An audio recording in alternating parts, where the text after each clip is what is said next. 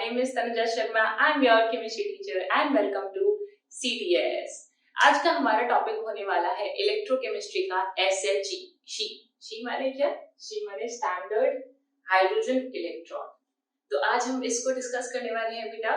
और सबसे पहले अगर आप इस चैनल पे नए हैं बेटा जी and you want to support us, then please subscribe to our channel and hit the like button if you like the video. Okay?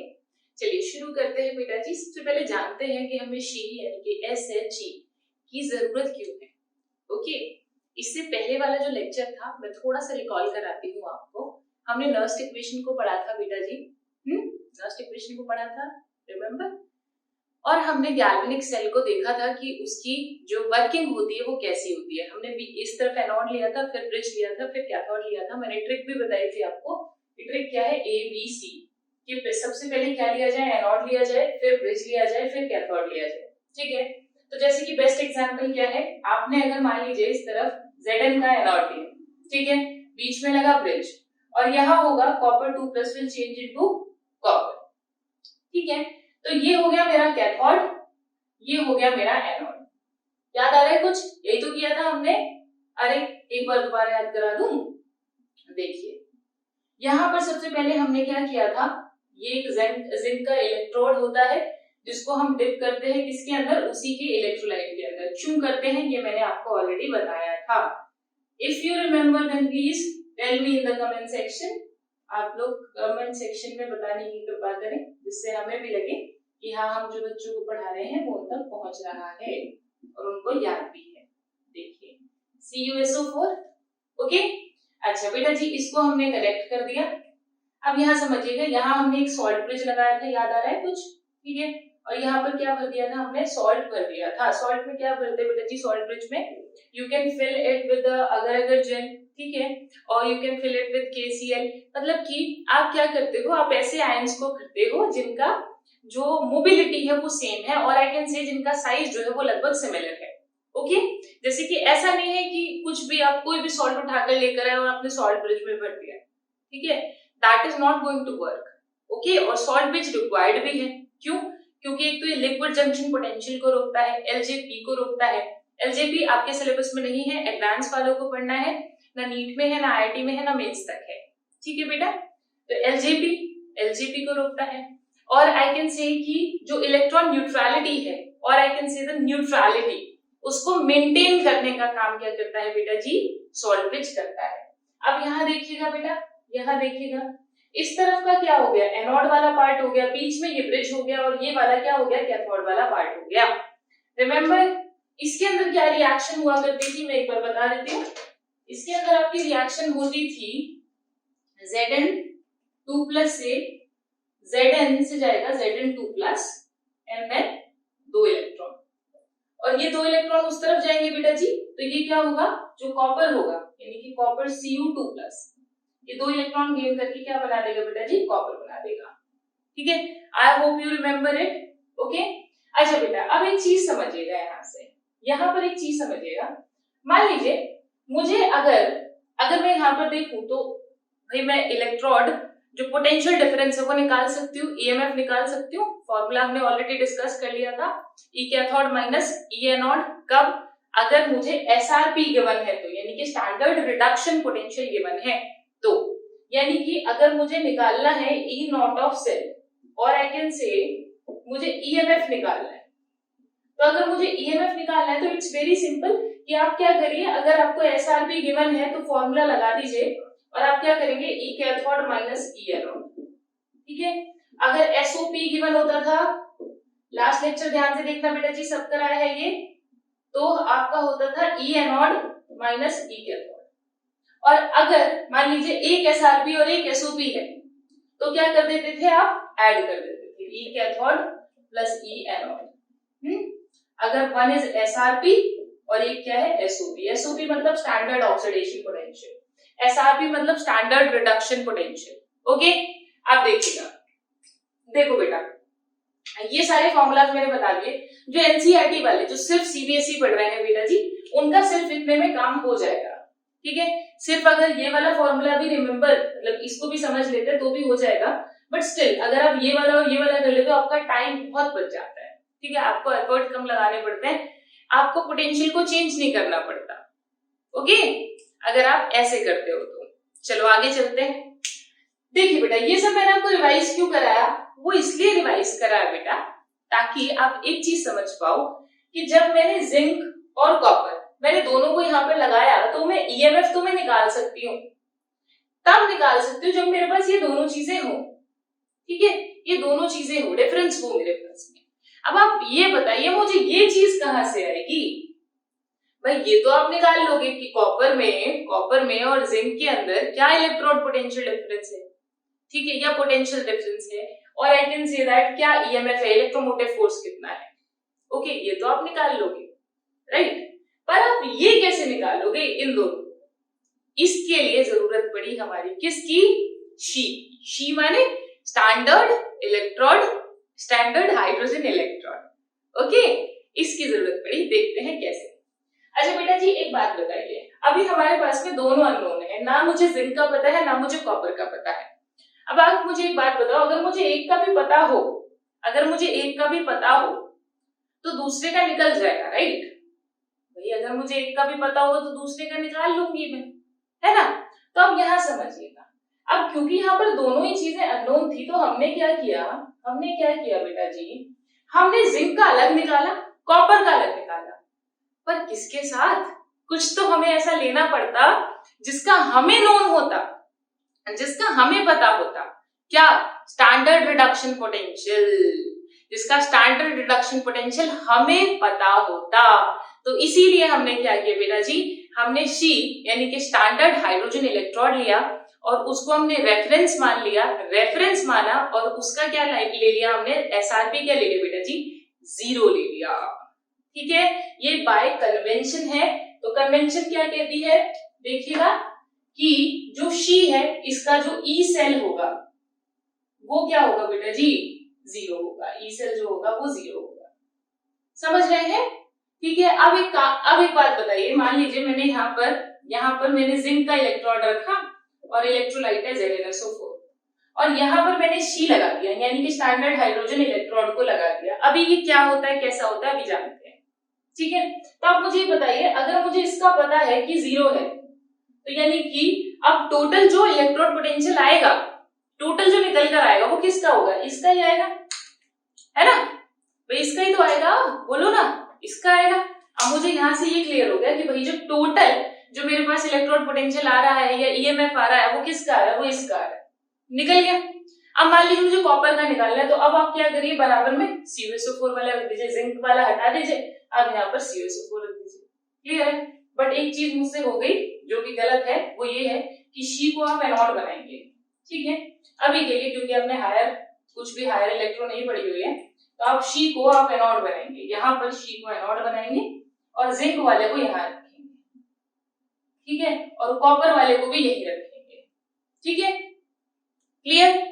चलो अब बेटा जी आपके मन में ये आ रहा होगा कि मैम इसकी लगाने की क्या जरूरत है, अगर मान लीजिए मैं सिर्फ इसका कैलकुलेट कर लेती, अकेले का कैलकुलेट कर लेती, तब भी वही होता है, ये तो 0 ही तो लगा है और इसने किया ही क्या है। आ रहा होगा मन में डाउट कि मैम जब 0 ही लेना था तो इसे लगा ही क्यों रहे हो, मत ही लगाओ, इसको मत लगाओ, जो भी आएगा वो इसका होगा। हाँ, तो can you answer this question, क्योंकि डाउट आता है मन में। तो जिनके डाउट आया है वो तो सोचो कि हाँ भाई मैम ने डाउट पकड़ लिया, और जिनको समझ में आ गया वो सोचो कि ऐसा क्यों, क्या रीजन है कि मैंने इसको लिया। भाई मैं बिना लिए भी काम चला सकती थी ना, कैसे, क्योंकि ये तो 0 ही है ना, तुम्हारे मन में आ सकता है कि भाई 0 है तो हटा दो, इसको नेग्लेक्ट कर दो, ले ही क्यों रहे हैं, है तो 0 ही। ठीक है, चलिए।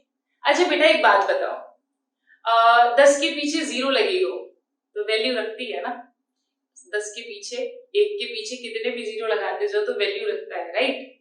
ठीक है, आगे लगाओगे तो वैल्यू नहीं करता। अब यहीं पर एक चीज समझना बेटा, अगर मैं इसको यहाँ पर अटैच नहीं करती, इसको नहीं लगाती, तो क्या मेरा सेल कभी पूरा हो पाता? मेरा सेल तो सिर्फ हाफ सेल रह जाता। भाई हाफ सेल दोनों को मिलाकर ही तो फुल सेल बनता है, बोलो भाई, दोनों को मिलाकर ही तो मैं फुल सेल बनाऊंगी, राइट।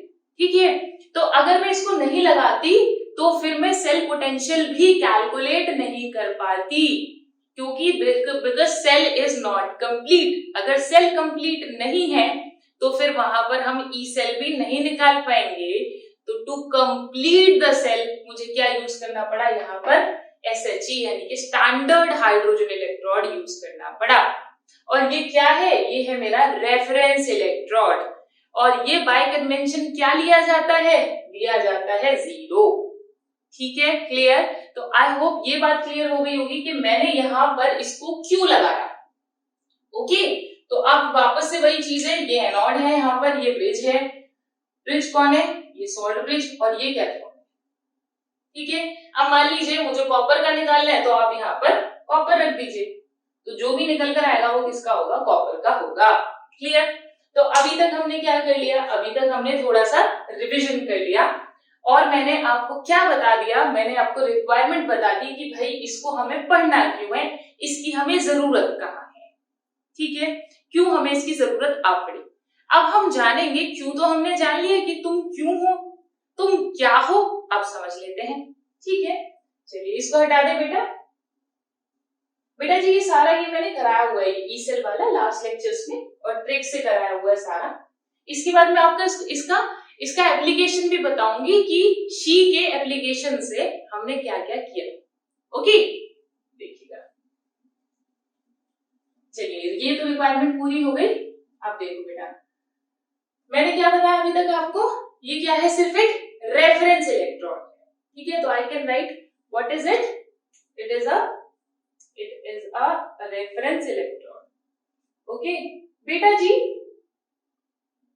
रेफरेंस इलेक्ट्रोड मैं अभी बता देती हूँ, जो सिर्फ CBSE वाले हैं और नीट वाले, जेईई मेंस वाले हैं, उनका काम तो इससे चल जाएगा। लेकिन कुछ बच्चे जो who are preparing for advance, ठीक है, एडवांस तक का प्रिपेयर कर रहे हैं, और कुछ क्वेश्चंस बेटा जी नीट में भी ऐसे होते हैं जो रेफरेंस इलेक्ट्रोड से अलग पूछे जाते हैं। ठीक है, उसको बोलते हैं बेटा जी, जैसे गैस आयन, ये वाली जो होती है, अभी ये गैस आयन है। एक ऑक्सीडेशन रिडक्शन आता है, ऑक्सीडेशन रिडक्शन हाफ सेल आता है। एक metal insoluble anion half cell होता है। ठीक है, एक कैलमल इलेक्ट्रोड का सेल होता है। तो वो सब हम बिल्कुल अलग से डिस्कस करेंगे ये वाली क्लास में। हम पहले बेसिक्स कर ले अच्छे से, फिर हम एडवांस तक सारी चीजों को लेकर जाएंगे। ठीक है, तो उसको मैं बिल्कुल अलग पढ़ाऊंगी, ताकि बाकी जो सिर्फ CBSE वाले बच्चे हैं, ठीक है, या सिर्फ जो सोच रहे हैं नीट और मेंस तक का ही फोकस है उनका, ठीक है, सिर्फ मेंस करके क्या करोगे अगर एडवांस नहीं करोगे तो। ठीक है, तो अगर उन बच्चों का जिस पर मतलब जो सिर्फ इस चीज को पढ़ना चाहते हैं, तो मैं ये वाली क्लास में सिर्फ ये लेकर चलूंगी, और जो लेक्चर्स होंगे वो आपको अलग से प्रोवाइड किए जाएंगे। ओके, जो भी एक्स्ट्रा आता होगा उसमें। तो यानी कि हमें सिर्फ इस लेवल पर रेफरेंस इलेक्ट्रोड तक को पढ़ना है। चलिए आगे चलते हैं बेटा जी। रेफरेंस इलेक्ट्रोड मैंने आपको बता दिया। अब ये रेफरेंस इलेक्ट्रोड क्या थी, क्यों थी, ये भी हमने डिस्कस कर लिया।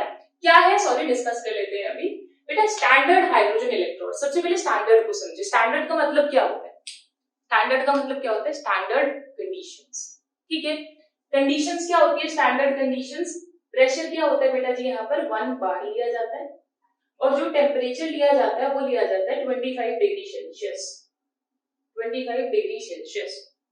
ओके, तो कितना आ जाएगा बेटा जी, 298 केल्विन आ जाएगा। ठीक है, 298 केल्विन आ जाएगा। तो ये क्या हो गया, स्टैंडर्ड। अब हाइड्रोजन इलेक्ट्रोड, इसको समझते हैं बेटा। हाइड्रोजन तो गैस होती है, तो इसका इलेक्ट्रॉन कैसे बना सकते हैं। तो हमारे आगे ये सबसे बड़ी मुसीबत थी कि भाई हम हाइड्रोजन इज अ गैस, तो हम इसका इलेक्ट्रॉन कैसे बनाए। तो हमने क्या किया, हमने एक प्लैटिनम का इलेक्ट्रोड लिया, और जो प्लैटिनम होता है बेटा जी, it is a very very good absorber of a gas. ठीक है, तो आप प्लैटिनम पे क्या करते हो, आप हाइड्रोजन को एब्जॉर्ब करा सकते हो। तो इससे हमने क्या किया, हाइड्रोजन को तो हम हाइड्रोजन गैस को तो हम इलेक्ट्रोड ले नहीं सकते थे। गैस का इलेक्ट्रोड कैसे बनाओगे, electrode is a solid, that is a gas. तो हमने क्या किया, हमने प्लैटिनम का इलेक्ट्रोड लिया, और उस पर क्या किया बेटा जी, हाइड्रोजन को एब्जॉर्ब करा दिया। देखिए हम यहाँ से क्या करते हैं बेटा जी, हाइड्रोजन को क्या कर रहे हैं, अंदर डाल रहे हैं। ठीक है, ये दिख रहे हैं ना, अंदर डाल रहे हैं। ठीक है, अब यहाँ समझिएगा, ये जो हाइड्रोजन H2 गैस है, ये 1 बार प्रेशर पर है। ओके, अब यहाँ ये जो आपको ये नजर आ रहा है बेटा जी, ये H+ आयंस है, H+ आयंस। ठीक है, आप HCl ले सकते हो, बट उसका मोलारिटी शुड बी 1 मोलर। उसका मोलारिटी कितना होना चाहिए? 1 मोलर होना चाहिए।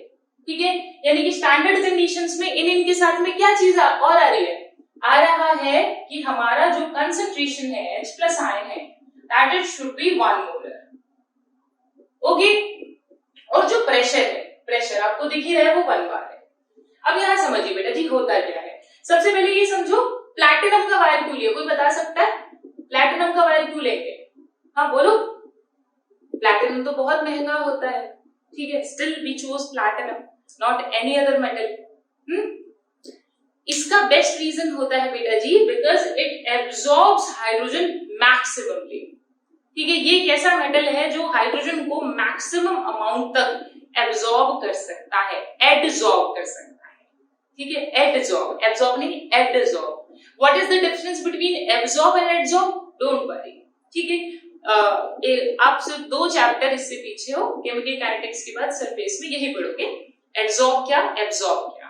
ओके, आगे आते हैं, देखिएगा बेटा जी। हाँ, एक और रीजन क्या होता है, इट इज केमिकली इनर्ट। ठीक है, प्लैटिनम को यूज करने के रीजन देख लेते हैं। प्लैटिनम को क्यों यूज किया? First, adsorb H2 maximum. दूसरा क्या है? केमिकली इनर्ट है। केमिकली इनर्ट मतलब कि कुछ प्रोडक्ट नहीं बनाएगा बेटा जी।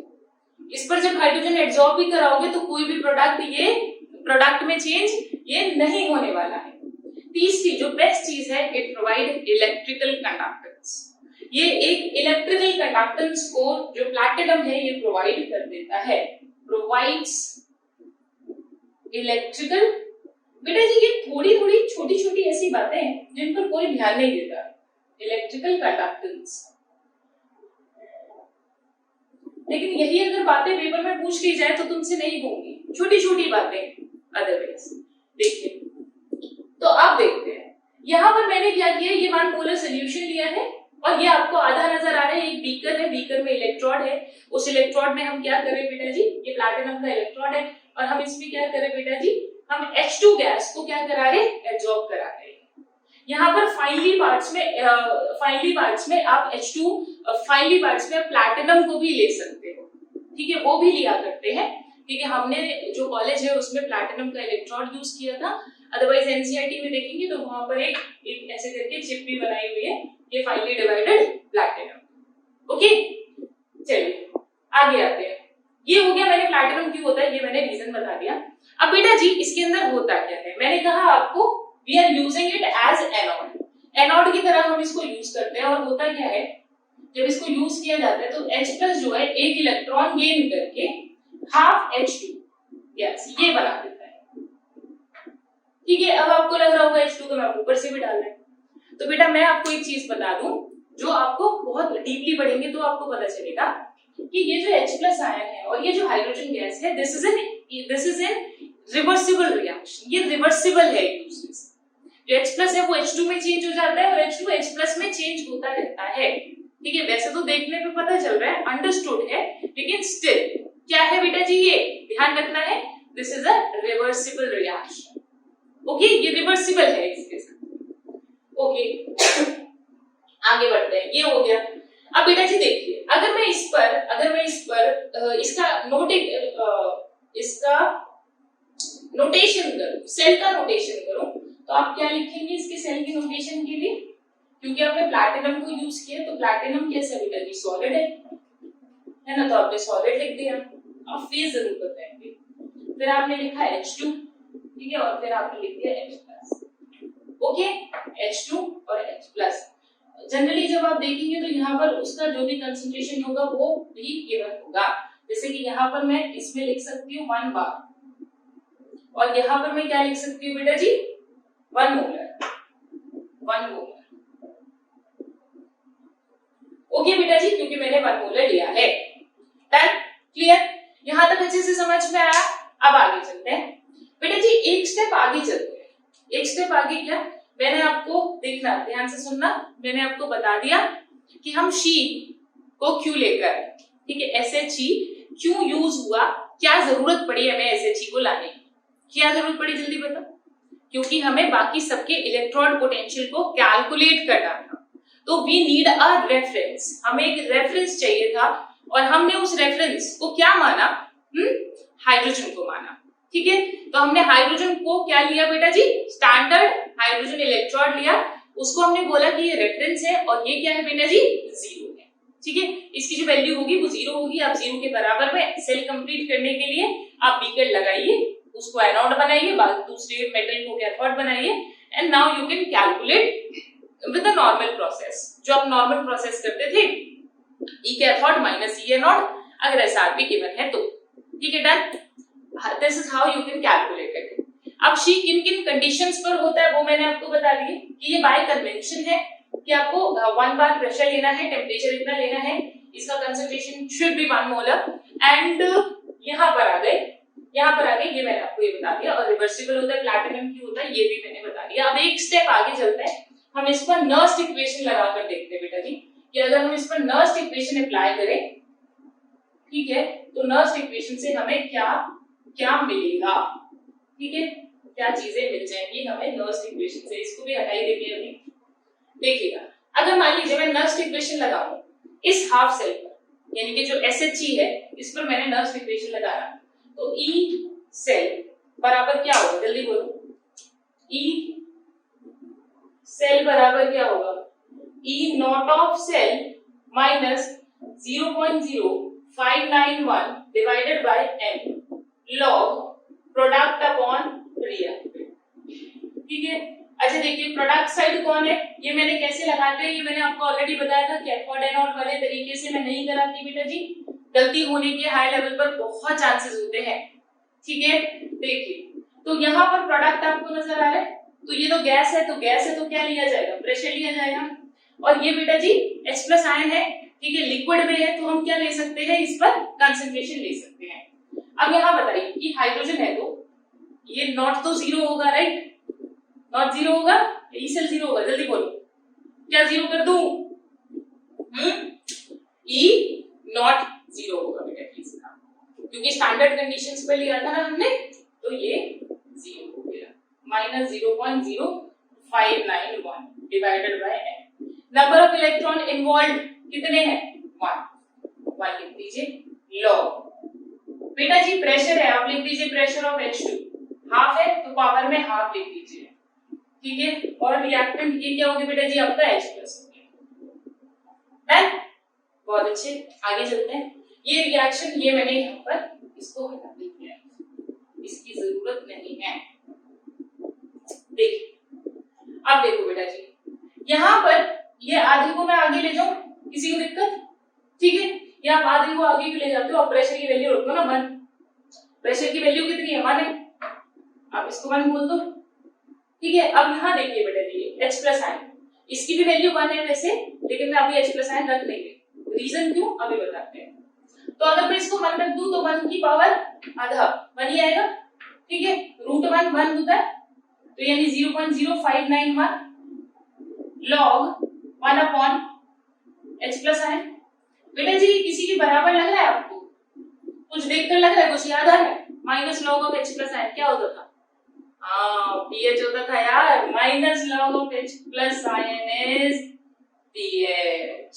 ठीक है, तो ये क्या आ गया बेटा जी, pH आ गया, और ये हो गया सेल। ये डायरेक्टली कई बार आपका फॉर्मूलाज में बेटा जी ऐसे ही यूज हो जाएगा, कॉम्पिटिटिव में, CBSE में भी चांसेस है, बट कॉम्पिटिटिव में ज्यादा चांसेस है इस टाइप के सवाल के आने के। ओके, आई होप आपको इतनी बात समझ में आई होगी, शी क्यों है, क्या है, कैसे है, सब कुछ हमने यहाँ पर क्या कर लिया, डिस्कस कर लिया। ओके, अच्छा अब बेटा जी जो नेक्स्ट लेक्चर आएगा उसके अंदर हम क्या करेंगे बेटा, अब देखो एक चीज समझना, अब हमने जो हाइड्रोजन था उसको जीरो मान लिया, राइट। अब क्या होगा, अब नेक्स्ट लेक्चर जो होगा वहां पर हम एक चीज डिस्कस करेंगे विच इज इलेक्ट्रोकेमिकल सीरीज, जो आप पहले भी पढ़ चुके हो इलेक्ट्रोकेमिकल सीरीज। याद आ रही है कुछ, मैं याद दिलाऊं, LiKBS CSRNA MgS CRZN FESN PBH CY2 PTU Cl2। ठीक है, इसने मैंने लंबी सांस ली थी थोड़ा। तो this is what, this is electrochemical series. और ये इलेक्ट्रोकेमिकल सीरीज में क्या क्या फंडा होता है, क्या क्या ट्रिक होती है, किस किस तरीके से आप इससे क्वेश्चंस को कर सकते हो, लगा सकते हो, वो सारी चीजें हम अगले लेक्चर में डिस्कस करेंगे। ठीक है बेटा, तो अब मैं मिलती हूँ कब, आपसे अगले लेक्चर में। तब तक के लिए पढ़ते रहिए, आगे बढ़ते रहिए और बहुत बहुत बहुत खुश रहिए। बाय।